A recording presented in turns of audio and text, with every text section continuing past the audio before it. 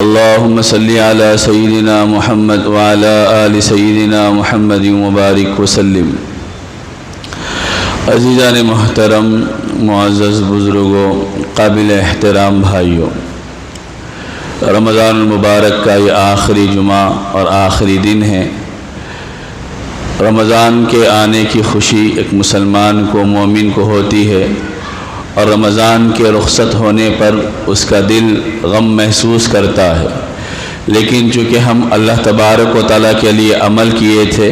تو رمضان میں بھی اللہ کو راضی کرنے کے لیے کیے تھے، رمضان کے بعد بھی اللہ کو راضی کرنے ہی کے لیے عمل کرنا ہے۔ رمضان کا مہینہ اللہ تبارک و تعالیٰ نے تربیت کے لیے، ہماری اصلاح کے لیے اور ہماری ٹریننگ کے لیے رکھا تھا تاکہ ہماری زندگی کا نظام رمضان جیسا بنے۔ تو اس موقع پر دو باتیں آپ حضرات کی خدمت میں ذکر کریں گے۔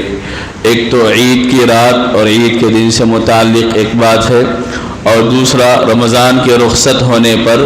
اور رمضان کے جانے پر ہمیں کن چیزوں کا جائزہ لینا چاہیے، کن چیزوں کا محاسبہ کرنا چاہیے۔ یہ وقت وہ وقت ہے کہ انسان ایسے موقع پر اپنی زندگی کا جائزہ لے، اپنے رمضان کے 30 دنوں کا جائزہ لے، اپنے اعمال کا جائزہ لے۔ تو پہلی بات جس کی طرف ہمیں توجہ دینا ہے وہ یہ ہے کہ رمضان ختم ہوتا ہے، تو رمضان ختم ہونے کے بعد جو عید کی رات آتی ہے، جس کو ہمارے پاس چاند رات بھی ہم کہتے ہیں، اس رات کی بھی اہمیت ہے، فضیلت ہے، اور عید کے دن کی بھی فضیلت اور اہمیت ہے۔ نبی کریم سرور دو عالم صلی اللہ علیہ وسلم نے ان دونوں چیزوں کی اہمیت کو بیان کیا ہے، لیکن عام طور پر ہمارے پاس نہ رات کی اہمیت کا علم ہوتا ہے اور نہ دن کی اہمیت اور فضیلت کا علم ہوتا ہے۔ رات ہم پوری، بہت سے وہ لوگ ہوں گے جو کٹنگ، بال وغیرہ بنانے میں، اس طرح کی چیزوں میں اپنی رات کا آدھا سے زیادہ حصہ گزار دیتے ہیں، اور عید کا دن آتا ہے تو بس ہم یہ سمجھتے ہیں کہ صرف ہم نماز پڑھنے کے مکلف ہے، لیکن اللہ کی طرف سے جو انعام ملتا ہے اور اللہ تبارک و تعالیٰ کی طرف سے جو نوازا جاتا ہے، اس کا اندازہ ہم کو نہیں ہے۔ چنانچہ عید کی جو رات ہوتی ہے، حدیث میں اس کو لیلۃ الجائزہ کہا گیا، یعنی انعام کی رات۔ ایک مشہور حدیث ہے رمضان کی فضیلت سے متعلق کہ اللہ کے نبی صلی اللہ علیہ وسلم نے فرمایا کہ رمضان کے بارے میں 5 چیزیں میری امت کو خاص طور پر دی گئی جو اس سے پہلی امتوں کو نہیں دی گئی۔ ان میں سے ایک چیز یہ بھی ہے کہ اللہ کے نبی صلی اللہ علیہ وسلم نے فرمایا کہ رمضان کی آخری رات میں بندوں کی مغفرت کی جاتی ہے۔ تو صحابہ نے عرض کیا کہ اے اللہ کے نبی صلی اللہ علیہ وسلم، کیا رمضان کی وہ رات شب قدر کی رات ہوگی؟ تو اللہ کے نبی صلی اللہ علیہ وسلم نے فرمایا نہیں، بلکہ دستور اور دنیا کا ضابطہ یہ ہے کہ جب مزدور اپنی مزدوری پوری کر دیتا ہے تو مزدوری پوری کرنے کے بعد اس کو اجرت دی جاتی ہے۔ تو گویا کہ 30 دن ہمارے ہونے کے بعد جو رات آئے گی وہ ہماری اجرت دی جانے والی رات ہوگی، ہماری مزدوری دی جانے والی رات ہوگی، ہماری 30 دن کی محنتوں کا انعام اور 30 دن کی محنتوں کا صلہ اور 30 دن کی محنتوں پر اجر و ثواب دی جانے والی رات ہوگی۔ اسی کو اللہ کے نبی رحمت دو عالم صلی اللہ علیہ وسلم نے لیلۃ الجائزہ کہا، یعنی انعام کی رات۔ ایک حدیث میں یہ بھی ہے، علماء کا، فقہا کا، محدثین کا یہ تجربہ بھی ہے، وہ فرماتے ہیں کہ اللہ کے نبی صلی اللہ علیہ وسلم نے فرمایا کہ 5 راتیں ہیں جس میں دعا کرنے والے کی دعا کو اللہ قبول فرماتے ہیں۔ ایک جمعہ کی رات، دوسرے رجب کی پہلی رات، اور اس کے علاوہ شعبان کی 15ویں رات، اور دونوں عیدوں کی رات، یعنی عید الفطر کی رات اور عید الاضحیٰ کی رات۔ جو 5 راتوں میں دعاؤں کا اہتمام کرے گا تو اللہ تبارک و تعالیٰ اس کی دعا کو قبول فرماتے ہیں۔ تو عید کی رات میں دعا کا اہتمام کرنا یہ ہماری ذمہ داری ہے۔ اور ایک حدیث میں اللہ کے نبی صلی اللہ علیہ وسلم نے فرمایا کہ جو عید کی رات کو زندہ رکھے گا، یعنی دعا کے ذریعے، عبادت کے ذریعے، تو اللہ اس دن اس کے دل کو زندہ رکھیں گے جب دوسرے دن مردہ ہو جائیں گے۔ یعنی قیامت کے دن جب سور پھونکا جائے گا تو انسان نفس نفسی کے عالم میں ہوگا اور دہشت، خوف اس کے اوپر طاری ہوگی۔ تو جو لوگ عیدوں کی راتوں کو زندہ رکھتے کرتے تھے اپنی عبادتوں کے ذریعے، اپنے اعمال کے ذریعے، تو اللہ تبارک و تعالیٰ قیامت کے دن ان کے دل کو بھی زندہ رکھیں گے، یعنی ان کو امن و سلامتی، چین و سکون اللہ تبارک و تعالیٰ اس خوف اور دہشت والے دن میں عطا فرمائیں گے جو قیامت کا دن انتہائی سخت دن ہوگا۔ تو عید کی رات لیلۃ الجائزہ ہے، انعام کی رات ہے، ہمارے اندر جتنی وسعت ہے، گنجائش ہے، اس کے مطابق ہم عبادت کر کے دعا کرنے کا اہتمام کرنے والے بنے کہ ہم اللہ کی مزدوری ایک مہینے تک کرتے رہے، اللہ کے حکم کے مطابق ایک مہینے تک چلتے رہے، اللہ کے نبی سرور دو عالم صلی اللہ علیہ وسلم کی تعلیمات کے مطابق ایک مہینے تک عمل کرتے رہے، تو اب آخر وقت وہ ہوگا جب بندہ اللہ کے سامنے ہاتھوں کو پھیلا کر مانگے کہ اے اللہ میں آپ کی رضا اور توفیق سے آپ کی رضا کے لیے میں نے اعمال کو انجام دیا، اب مجھے محنتانہ دے دیجئے، اجرت دے دیجئے، معاوضہ دے دیجئے، اور ہمارا محنتانہ، ہماری اجرت یہی ہے کہ اللہ تبارک و تعالی ہمیں بخش دے، ہمیں معاف فرما دے۔ تو عید کی رات کے بارے میں ہم لوگوں کے ذہن و دماغ میں یہ خیال ہونا چاہیے کہ یہ رات صرف گھومنے پھرنے کی رات نہیں ہے یا غیر ضروری چیزوں میں ضائع کرنے کی رات ہے، بلکہ جتنا ممکن ہو سکے دعا کا اہتمام کرے اور اللہ تبارک و تعالیٰ سے مانگے، اور اللہ تبارک و تعالیٰ سے ایک مہینے کی عبادتوں کے قبول ہونے پر اللہ تبارک و تعالیٰ سے دعا کرے تو اللہ تبارک و تعالیٰ ہماری دعا کو قبول فرمائیں گا۔ پھر رات گزرنے کے بعد دن آتا ہے عید الفطر کا دن، عید کا دن، تو اس کو حدیث میں یوم الجائزہ کہا گیا، یعنی انعام کا دن، رات ہے تو انعام کی رات ہے اور دن ہے تو انعام کا رات ہے، انعام کا دن ہے کہ جس میں اللہ تبارک و تعالیٰ بندوں کی مغفرت کے فیصلے فرماتے ہیں۔ یہ صرف وقتی طور پر ہم کھا پی کے خوشی منا لیتے ہیں، لیکن اللہ ہمارے لیے فیصلے فرماتے ہیں معافی کے اور بخشش کے۔ چنانچہ مشہور حدیث ہے عید کے دن کے بارے میں کہ نبی کریم سرور دو عالم صلی اللہ علیہ وسلم نے فرمایا کہ جب مسلمان عیدگاہ کو عید کی نماز پڑھنے کے لیے نکلتے ہیں تو اللہ زمین پہ فرشتوں کو پھیلا دیتے ہیں، وہ گلیوں میں، راستوں سے جہاں انسان گزرتے ہیں وہاں پر ٹھہر جاتے ہیں اور آواز لگاتے ہیں جس کو انسان اور جنات کے علاوہ اللہ کی مخلوق سنتی ہے۔ وہ آواز یہ ہوتی ہے کہ اے اللہ کے بندو، دوڑو جاؤ اس کریم پروردگار کی بارگاہ کی طرف جو بہت عطا کرنے والا اور بہت معاف کرنے والا ہے، اس پروردگار کی بارگاہ کی طرف جاؤ۔ بندے نماز پڑھنے کے لیے اپنے گھروں سے نکل کر عیدگاہوں کو، نماز گاہوں کو جاتے ہیں اور فرشتے اعلان کرتے ہیں۔ اس کے بعد اللہ تبارک و تعالیٰ فخریہ طور پر فرشتوں سے پوچھتے ہیں کہ بتاؤ کہ اس مزدور کو کیا مزدوری ملے جس نے اپنا کام پورا کر دیا ہے، تو فرشتے عرض کرتے ہیں کہ پروردگار اس کو پورا اجر دیا جائے، اس کو پوری مزدوری دی جائے۔ تو اللہ تبارک و تعالیٰ فرشتوں سے کہتے ہیں کہ تم گواہ رہنا کہ میں اپنے بندوں کو بخش دیا ہوں، میں نے اپنے بندوں کو معاف کر دیا ہے۔ جو بندے رمضان میں ایک مہینے کے روزے رکھے، جو بندے رمضان میں راتوں کو تراویح پڑھے، اور جن بندوں نے رمضان کے 30 دنوں کو اللہ کی مرضیات کے مطابق گزارا، تو اللہ فرماتے ہیں کہ میں نے ان کی قربانیوں کے نتیجے میں اور ان کی محنتوں کے نتیجے میں ان کو معاف کر دیا ہے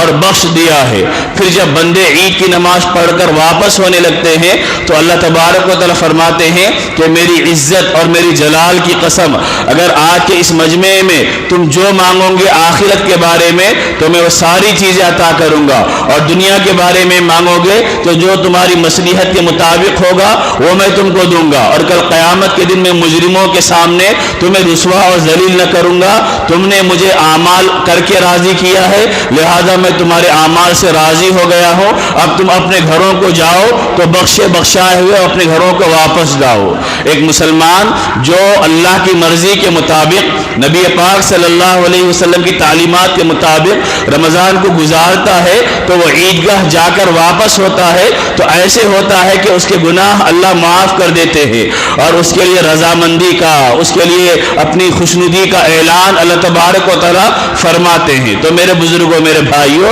یہ عید کی رات اور عید کے دن کی فضیلت ہے، یہ تصور ہمارے ذہن و دماغ میں ہونا چاہیے چاہیے کہ عید کی رات انعام کی رات ہے اور عید کا دن انعام کا دن ہے، مجھے اپنے پروردگار سے انعام لینا ہے، مجھے اپنے رب سے انعام وصول کرنا ہے۔ اب اگر اس رمضان کے یہ تو ہمارے لیے عید کی رات اور عید کے دن کی فضیلت سے متعلق ہے کہ جس کو ہم لوگ سمجھے اور ہمارے نوجوان سمجھے کہ جو اہتمام کے ساتھ رمضان کو گزارتے ہیں، نیکیاں جمع کرتے ہیں اور ایک رات میں پوری نیکیوں کو ضائع کرنے کے واسطے ہم کھڑے ہو جاتے ہیں اور ایسے کام کر دیتے ہیں کہ جس کے نتیجے میں مہینے بھر کی محنتوں پہ پانی پھر جاتا ہے اور مہینے بھر کی مجاہدوں پر، قربانیوں پر، جد و جہد پر، اعمال کرنے کے اوپر جو ہم نے اپنے آپ کو ثابت قدم رکھا تھا، ان ساری چیزوں پر ہم اپنے بعض وہ کام جو غلط ہوتے ہیں ان کر کے ان کاموں کی وجہ سے سارے اعمال کو ضائع کرتے ہیں۔ تو اس کی قدر کرنے والے ہم بنے، رات کا بھی اہتمام کرے اور دن میں بھی اس تصور کے ساتھ جائے کہ میں نے 30 روزے رکھے تھے، اللہ کی فرمانبرداری کی تھی، راتوں کو تراویح کا اہتمام کیا تھا، اللہ مجھے معاف کریں گے، بخشیں گے اور میں بخشا بخشایا اپنے گھر کو واپس لوٹوں گا۔ یہ چیز دوسری بات جو ذکر کرنا ہے وہ یہ کہ رمضان جب ختم ہوتا ہے تو دو کام ہمیں کرنے ہوتے ہیں، ایک کام اپنے رمضان کا جائزہ اور دوسرا کام آئندہ کے لیے عزم و ارادہ۔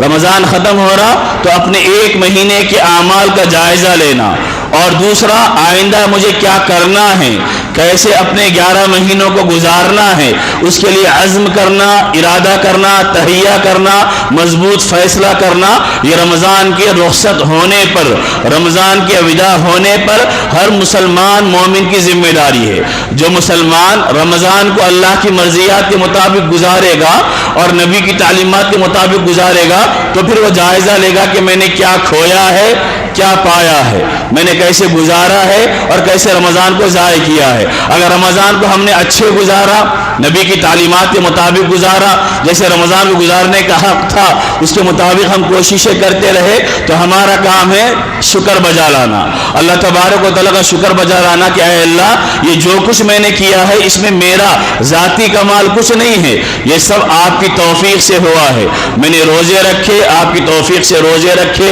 میں نے تراویح پڑھی، آپ کی توفیق سے تراویح پڑھی، میں نے زکوٰۃ ادا کی، آپ کی توفیق سے زکوٰۃ ادا کی، میں نے صدقہ و خیرات کا اہتمام کیا، آپ کی توفیق سے صدقہ و خیرات کا اہتمام کیا، میں نے قرآن کی تلاوت کی تو آپ ہی کی توفیق سے میں نے قرآن کی تلاوت کی۔ لہذا اللہ کا شکر ادا کرنے والے بنے کہ اللہ نے مجھے رمضان کو اپنی مرضی کے مطابق کچھ نہ کچھ گزارنے کا موقع عنایت فرمایا۔ جب ہم شکر بجا لائیں گے تو اللہ تبارک و تعالیٰ مزید عبادت کرنے کا ہم کو موقع عنایت فرمائیں گا، مزید ہمارے اندر پختگی، مضبوطی اللہ تبارک و تعالیٰ عطا فرمائیں گے۔ تو پہلا کام رمضان کے جانے پر جائزہ لینا، اگر اچھا رمضان گزرا ہے تو شکر بجا لانا، باقی رمضان جیسا گزارنا ہے ویسا ہم گزار نہیں پاتے، جیسا اس کا حق ہے ویسا حق ادا نہیں کر پاتے تو اس کے لیے استغفار کرنا، توبہ کرنا، اللہ سے معافی مانگنا۔ حدیث میں قرآن کریم میں ذکر کیا گیا ہے کہ ہر نیک عمل کرنے کے بعد بندہ جب توبہ کرتا ہے، استغفار کرتا ہے تو اس استغفار کی برکت سے اس نیک عمل میں جو کمی ہوئی تھی اللہ معاف فرما دیتے ہیں۔ جیسے نماز پڑھنے کے بعد اللہ کے نبی کا معمول تھا سلام پھیرتے ہی استغفر اللہ استغفر اللہ استغفر اللہ 3 مرتبہ پڑھا کرتے تھے تاکہ نماز کے اندر جو کمی کوتاہی ہو گئی وہ استغفار کی برکت سے اللہ معاف فرما دے۔ اللہ کے نیک بندوں کے بارے میں قرآن کریم میں 2 جگہ ذکر کیا گیا، اس کے علاوہ بھی ہے کہ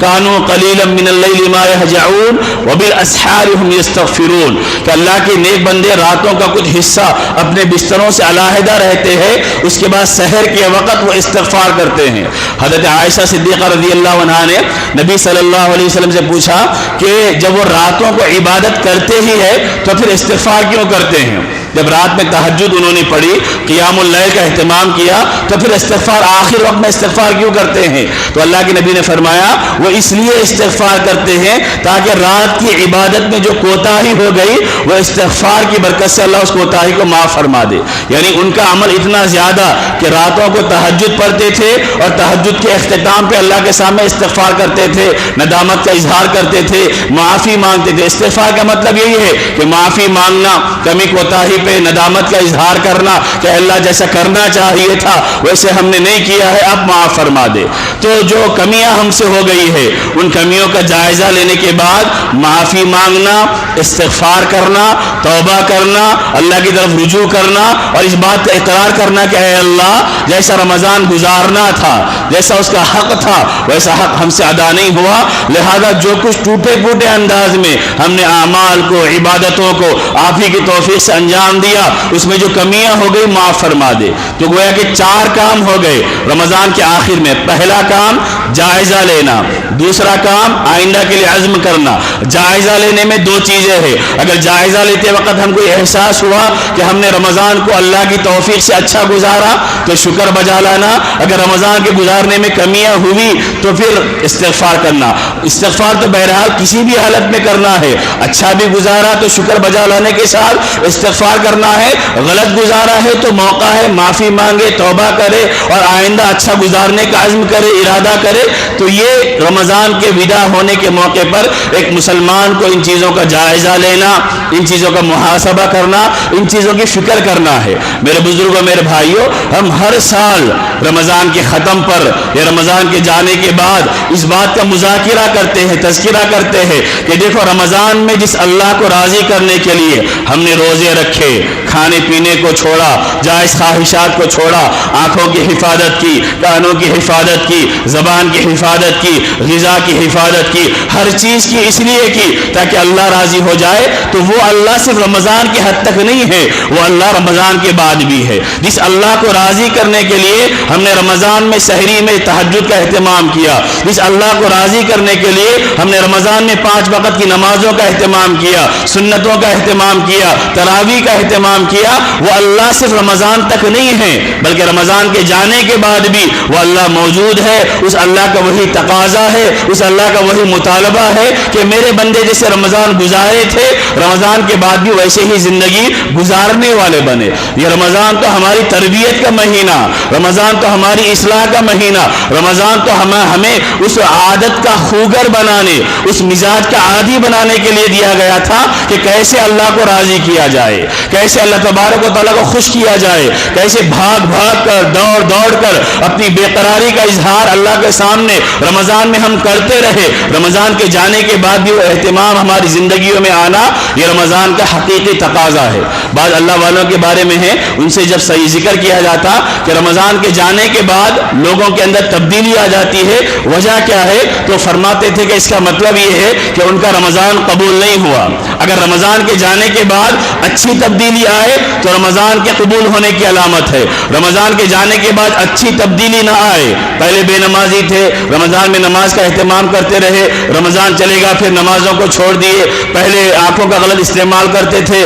رمضان میں صحیح کرنے لگے، رمضان چلے گیا پھر آنکھوں کا غلط استعمال شروع ہو گیا، تو اس کا مطلب اللہ والے فرماتے ہیں کہ ہمارا رمضان اللہ کے یہاں قابل قبول نہیں ہوا۔ چونکہ رمضان کی قبولیت کی علامت یہ ہے کہ انسان کی زندگی میں تبدیلی آنا، رمضان کی قبولیت کی علامت ہے کہ انسان کے اندر انقلاب برپا ہونا۔ اسی وجہ سے کہ اللہ والے نے کہا کہ کن مسلمن کن ربانین لا تکن رمضانین، کن ربانین لا تکن رمضانین، کہ تم اللہ کے نیک بندے بنو، رمضانی مت بنو، یعنی رمضان کے مسلمان مت بنو بلکہ ہمیشہ کے اللہ کے بندے بنو۔ رمضان کے مسلمان رمضان میں نمازیں پڑھیں گے، رمضان میں عبادت کریں گے، رمضان میں نیک کام کریں گے، رمضان چلے گیا تو اب یہ سمجھیں گے کہ 11 مہینوں تک ہم اب آزاد ہو گئے ہیں، کوئی پوچھنے والا نہیں ہے، کوئی دیکھنے والا نہیں ہے۔ یہ رمضانی مسلمانوں کی حالت ہے۔ اور جو ربانی مسلمان ہوتے ہیں، اللہ کے بندے ہوتے ہیں، تو پھر رمضان میں بھی جیسے اللہ کو راضی کرنے کی فکر دھن ہوتی ہے، رمضان کے بعد بھی ان کے اندر وہی فکر وہی دھن ہوتی ہے۔ اسی وجہ سے بعض اللہ والوں نے عربی اشعار کے اندر رمضان کا جو پیغام ہے، رمضان کو جو مقصود ہے، اس کو ذکر کیا ہے۔ بڑے بہترین اشعار ہے کہ جو انہوں نے ذکر کیا ہے۔ جیسے ایک شعر ہے، لیس العید لمن لبس الجدید انما العید لمن خاف الوعید، کہ عید اس کی نہیں ہے کہ جس نے نئے کپڑے پہن لیے، عید دراصل اس کی ہے جو اللہ کی وعیدوں سے ڈر کر بچ کر زندگی گزارنے والا بنا۔ بن گیا۔ حقیقی عید تو ان کی ہے جو اللہ کی نافرمانیوں سے بچنے والا بنے اور اس بات کا عزم و ارادہ کرے کہ میں اللہ کی نافرمانی نہیں کروں گا، اس کی حقیقی عید ہے۔ اس کے بعد کہتے ہیں کہ لیس العید لمن تبخر العود انما العید للتائب للذی لا یعود، کہ عید اس کی نہیں ہے کہ جس نے خوشبو لگا کر اپنے آپ کو سجا لیا، بہترین بنا لیا۔ حقیقی عید اس کی ہے جو توبہ ایسی کرے کہ پھر گناہوں کی طرف جانے کا ارادہ نہ کرے، ایسی پختی توبہ کرے، وہ حقیقی عید ہے۔ اس کے بعد کہا گیا لیس العید لمن زین بزینت الدنیا انما العید لمن زود بزاد التقوی، کہ عید اس کی نہیں ہے کہ جس نے دنیا کی زیب و زینت اختیار کر لی، اچھے کپڑے پہن لیے، بلکہ حقیقی عید ان کی ہے کہ جنہوں نے تقوی کا لباس اختیار کیا، تقوی کا توشہ تیار کر لیا، تقوی کا سامان تیار کر لیا، ان کی حقیقی عید ہے۔ اس کے بعد کہتے ہیں کہ لیس العید لمن رکب المطایا انما العید لمن ترک الخطایا، کہ عید اس کی عید نہیں ہے جو بڑی بڑی سواریوں پر، بڑی بڑی گاڑیوں پر، عمدہ عمدہ گاڑیوں پر بیٹھ کر عیدگاہوں کو جائے اور یہ بتائے کہ میرے پاس یہ گاڑیاں ہیں، بلکہ حقیقی عید اس کی ہے جو گناہوں کو چھوڑ دے، گناہوں کو ترک کر دے، اس کی حقیقی عید ہے۔ اس کے بعد کہتے ہیں لیس العید لمن بسط البساط انما العید لمن جاوز الصراط، کہ عید اس کی نہیں ہے جو عید کے دن بڑی بڑی دسترخوان سجا لے، حقیقی عید وہ ہے کہ جو پل صراط پہ گزرنے کا سامان کر لے، جو پل صراط پہ صحیح سلامتی کے ساتھ گزرنے کا انتظام کر لے، اس کی حقیقی عید ہے۔ یعنی ان تمام اشعار کا خلاصہ یہ ہے کہ عید صرف اس کا نام نہیں ہے کہ کپڑے پہن لینا اچھے، خوشبو لگا لینا اچھی، سواریوں کا انتظام کر لینا اچھے، کھانے کا انتظام کر لینا اچھے، یہ تو ٹھیک ہے، اللہ جس کو دے وہ اچھا عید کا دن گزارنے والے بنے، لیکن حقیقی عید کا پیغام یہ ہے اللہ کی نافرمانی سے بچنے والے بنے، تقوی کو اپنے اندر لانے والے بنے، گناہوں کو چھوڑنے والے بنے، اور اب اللہ تبارک و تعالیٰ کہ کل آخرت میں کیسے کامیابی ملتی ہے، اس کامیابی کو حاصل کرنے کے واسطے جو جد و جہد محنتیں کرنا ہے اس کو ہم کرنے والے بنے۔ تو میرے بزرگوں، میرے بھائیوں، یہ رمضان کے اختتام پر ہر مومن کو، ہر مسلمان کو، ہر بندہ رب کو اس بات کا جائزہ لینا ہے کہ میں نے رمضان کیسے گزارا، میں نے کیا کھویا ہے، میں نے کیا پایا ہے،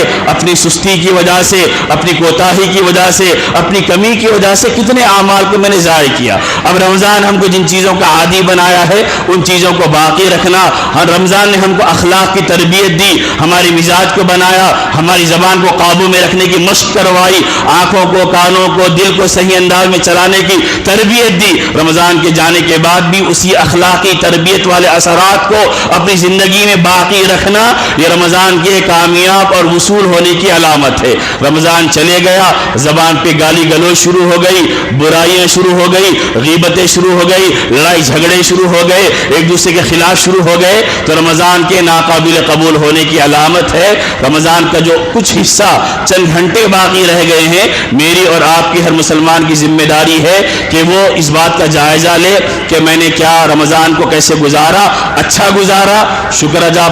ادا کرے، اگر کمی کوتاہی ہو گئی توبہ استغفار کرے، معافی مانگے، اور آئندہ زندگی کو اللہ کی مرضیات کے مطابق گزارنے کا عہد کرے، اقرار کرے، اور اس بات کا تصور ہمارے ذہن و دماغ میں ہو کہ ہمارے اللہ ہمیشہ سے ہے، ہمیشہ رہنے والے ہے۔ جس اللہ کو رمضان میں راضی کیا ہے اس اللہ کو پوری زندگی راضی کرنا ہے، تبھی جا کر ہماری کامیابی صرف یہ 30 دن کی کامیابی، یہ 30 دن کی ٹریننگ نہیں ہے۔ جب تک جسم میں جان ہے، جب تک ہماری سانس چل رہی ہے، اس وقت تک اللہ کو راضی کرنے کی محنت کرتے رہنا ہے، اس وقت تک دین پہ چلنے کی کوشش کرتے رہنا ہے۔ سانس اکھڑے اور جسم سے روح نکلے تو اس حال میں نکلے کہ ہم اللہ کو راضی کیے ہوئے ہوں گے، تو وہ ہماری حقیقی کامیابی ہوگی، وہ ہماری حقیقی عید ہوگی۔ جب ہم اللہ کے سامنے جائیں گے تو سرخرو ہو کر جائیں گے، کامیاب ہو کر جائیں گے، میدان محشر میں کھڑے ہوں گے تو اللہ تبارک و تعالی ہمیں ان روزے داروں کو جیسا استقبال کیا جاتا ہے ویسا استقبال اگر ہمارا ہوگا،